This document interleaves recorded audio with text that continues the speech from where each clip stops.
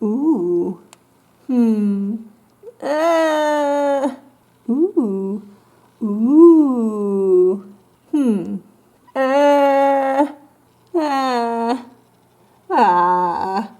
Hey cactus friends, it's Jenny from Cookie's Cacti. So here we are, 3 months later in my series on growing cactus from seed. And what can I say? A mix of successes and failures that we have probably are pretty used to by now with my channel and this whole series. But let me give you an update. So once again, I have this 2 trays of seedlings. They are mostly Copiapoa, but there's some Turbinicarpus, 1 pot of Mammillaria, and then some Ariocarpus in here. And you can see that I seem to be able to grow Copiapoa really well and pretty much nothing else. And you'll see that here as well. So here on the left, I have a tray of mostly 5-month-old seedlings now. They were actually sowed around my birthday in mid-September. And then these front 6 pots, so these 4 in the front and the 2 on the left are 3 months old now. They were sown in, I guess, mid-November or so. And then this tray on the right is all 3-month-old seedlings. So let's see how we're doing. So since the last time that I did the video, I did add a couple more clips to the back of the trays so that the dome, that plastic dome that sits on top of these trays is now like fully lifted off. So they're kind of getting some protection from the light, but as far as airflow, there's absolutely no condensation or anything on the inside of those domes. So let's take a look at how we're doing. Let me show you the 5-month-olds first. So these have already hit that growth spurt that happens somewhere between 4 and 5 months old. A lot of Lembeckiae in here.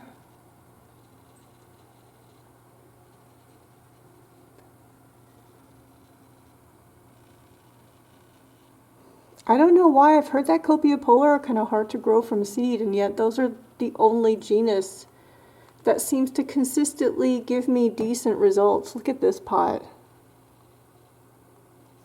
They're so squished. I think I'm going to have to repot them soon just to give them some more room to grow. There's 2 varieties of Lembeckia here, the KK70 and then the VAR Magnifica, which is KK1393. And these seeds were all purchased from Mesa Garden. If you remember, at the end of the last video in this seedling series, there is that one weird seedling, you can see it in the back, right there. Super extra fuzzy. Looks like it's still alive, which is good.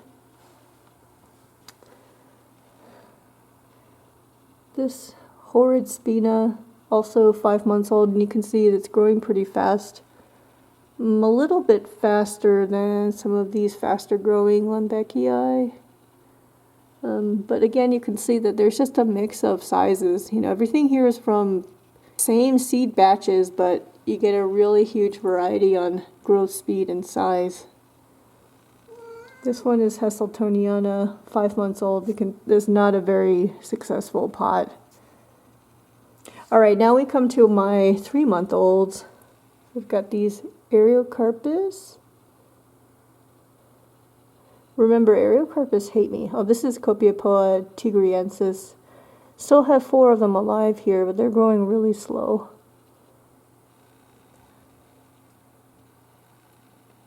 Desertorum.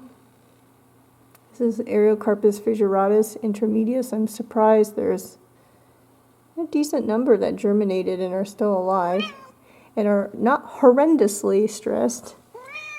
Hi, Cookie. Oh, goodness.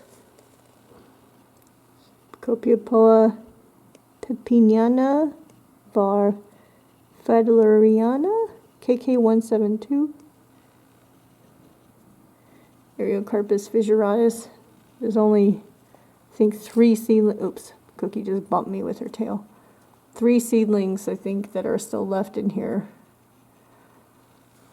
And I'm still having some mold problems with these younger seedlings here. You can see, I don't know if you can see it at all, there's a little tuft of fluffiness in there. And they just, I don't know, I think they probably need more airflow. Alright, now on to my other tray. Okay. I did really bad with the Turbinicarpus. If you go back to my earlier videos in this series, after these germinated, this was like doing so well, and now look, everything's dead in there. I don't know what happened. Turbinicarpus tend to hate me. There's another one. There's still some alive, but there used to be more. This one also died off really, really badly. This one's okay. I don't know. Here's Mammillaria. And then this is all Copiapoa Lembeckii. So these are Copiapoa coquimbana KK1388, 3 months old. This is Megariza var echinata. Same one. Copiapoa marginata, KK90.